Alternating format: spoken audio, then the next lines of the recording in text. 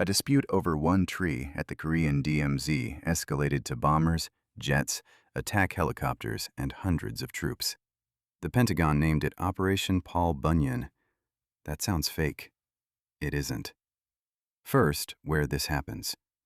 The Korean War never officially ended. The fighting stopped in 1953 with an armistice, a ceasefire, not a peace treaty. Technically, the two Koreas are still at war. The border between them is the demilitarized zone. The tensest point on it is the Joint Security Area at Panmunjom, the one place North and South Korean soldiers stand a few feet apart, face to face. And in 1976, there was no line drawn inside it. Guards from both sides walked the whole area freely, all day, every day. One nervous moment from going very wrong. August 1976. A 40-foot poplar is blocking the view between two United Nations checkpoints inside that zone. Routine job? Trim the branches. 9 South Korean workers, 2 U.S. Army officers, and 4 American military police walk in. Captain Arthur Boniface is in charge. North Korean soldiers appear. At first, fine. Then a lieutenant demands they stop. Boniface keeps working.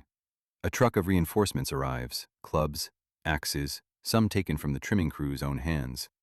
Captain Boniface and First Lieutenant Mark Barrett are killed. United Nations observers film it. Word reaches Washington during the Republican National Convention. President Ford condemns the killings, calls it murder. U.S. forces in South Korea go to DEFCON 3. Not the whole U.S. military, not worldwide, just Korea. The next morning, Henry Kissinger convenes the Washington Special Actions Group. The Joint Chief's first priority? Cut down the tree. Kissinger asks whether the Army has highly trained tree choppers. They are not joking. One option on the table: hit the tree with a laser bomb. The Secretary of Defense suggests one man with plastic explosives on a bicycle. They send 300 troops instead. They also debate bombing North Korean barracks at the border. President Ford rules that out. Kissinger says inviting the press to watch the tree come down live would make America a laughingstock. Better to invite them to photograph the stump afterward. 3 days later, August 21st, Operation Paul Bunyan. Roughly 300 U.S. and South Korean troops, attack helicopters, fighter jets, 3 B-52s overhead, practice runs, no live bombs dropped on the tree. F-11-1s flown in from Mountain Home, Idaho. The aircraft carrier USS Midway offshore. The B-52s are scheduled to show up in Korean airspace before the first chainsaw starts. All of it, to finish a landscaping job. North Korean troops watch from their positions. They do not intervene. Army engineers from the 2nd Engineer Battalion roll in with chainsaws. The bombers circled overhead. An engineer cut the tree with a chainsaw. 45 minutes. Branches, trunk, done.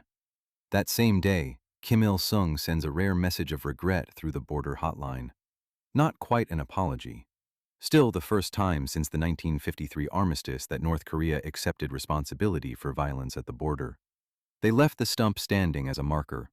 The two sides drew a line through the Joint Security Area, so no one could ever wander up to that spot again. Nobody fired a shot. Washington called it a win.